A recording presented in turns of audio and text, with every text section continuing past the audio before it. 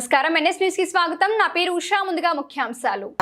బైంసా పట్టణంలోని వివేకానంద ఆవరణలో ఏబీవీపీ నాయకుల మీడియా సమావేశం.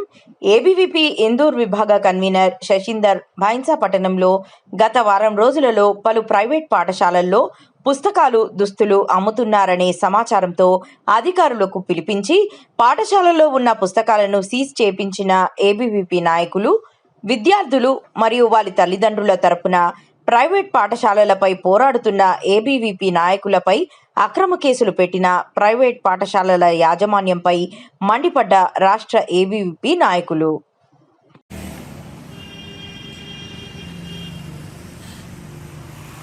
అందరికీ నమస్తే. నా పేరు శశి. ఏబీవీపీ ఇందూరు విభాగ కన్వీనర్, అఖిల భారతీయ విద్యార్థి పరిషత్ ఏబీవీపీ మహిళా శాఖ ఆధ్వర్యంలో ఈరోజు ప్రెస్ మీట్ నిర్వహించడం జరిగింది. ఎందుకంటే ఈరోజు రాష్ట్ర వ్యాప్తంగా కూడా అక్రమంగా పుస్తకాల పేరిట, యూనిఫామ్స్ పేరిట దందా మారుతున్న, విద్యని వ్యాపారంగా మారుతున్నటువంటి ప్రైవేట్ పాఠశాల పైన చర్యలు తీసుకోవాలనేసి ఏబీవీపీ ప్రోగ్రామ్ చేస్తుంటే ఈరోజు మహిషా నగరంలో విద్యార్థుల నాయకుల పైన అక్రమంగా కేసులు పెట్టడం, అక్రమంగా ప్రెస్ మీట్లు పెట్టడం అనేది ఏబీవీపీ తీవ్రంగా ఖండిస్తా ఉన్నది. మీరు చేసేది దందా కాదని నిరూపించండి, విద్య కాదు, వ్యాపారం కాదని నిరూపించండి. ఈరోజు ఏంటంటే మీరు వ్యాపారం కాకపోతే మీరు సేవలు చేస్తుంటే బయట అమ్మే కృత్రిమ రేట్ కంటే ట్రిపుల్ రేట్కి మీరు ఇక్కడ పుస్తకాలు అమ్ముతా ఉన్నారు, యూనిఫామ్లు అమ్ముతా ఉన్నారు. బయట 10 రూపాయలకు దొరికితే 50 రూపాయలకు సంచి అమ్ముతా ఉన్నారు, 500లకు దొరికితే 5000లకు పుస్తకాలు అమ్ముతున్నారు. ఎవడబ్బా సొమ్మిది?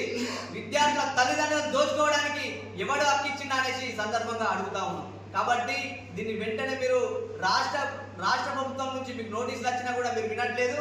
మీకు ఇష్టం వచ్చినట్టు ఇష్టరాజ్యంగా పెడతామంటే సరికాదు.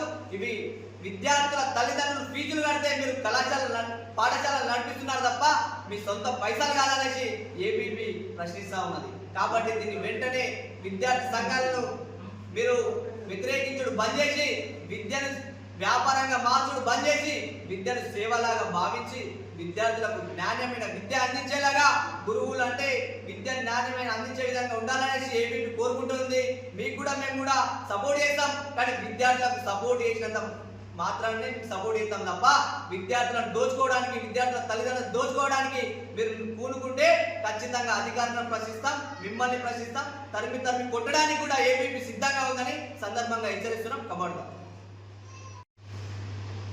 ఈరోజు నిర్మల్ జిల్లా డిఓ గారు భోజన్న గారికి మేము వినతి పత్రాలు ఇస్తా ఉన్నాం. ఇక్కడ విద్యను వ్యాపారంగా మారుస్తూ యూనిఫామ్, బుక్స్, బెల్ట్, టైల్ ప్రతి ఒక్కటి కూడా అమ్ముతా ఉన్నారు, అధిక రేట్లకు అమ్ముతున్నారు, విద్యార్థులు తనని దోచుకుంటున్నారు అని చెప్తే వాళ్ళు ఒక ప్రెస్ మీట్ పెట్టింది. మీరు ఇట్లా అమ్మద్దు, ఇట్లా అమ్మితే సీజ్ చేస్తారు. ప్రెస్ మీట్ మట్టుకే కాకుండా విద్యార్థులలో పాఠశాలకు వెళ్ళి వాటిని సీజ్ చేయాల్సిన బాధ్యత ఎవరిదంటే మీది. కాబట్టి మీరు వెంటనే స్పందించి ఇలాంటి పాఠశాలని మీరు ఖచ్చితంగా సీజ్ చేయాలి. లేదంటే రాబోయే రోజుల్లో డిఓ ఆఫీస్ ముట్టడిస్తామని సందర్భంగా హెచ్చరిస్తున్నాం.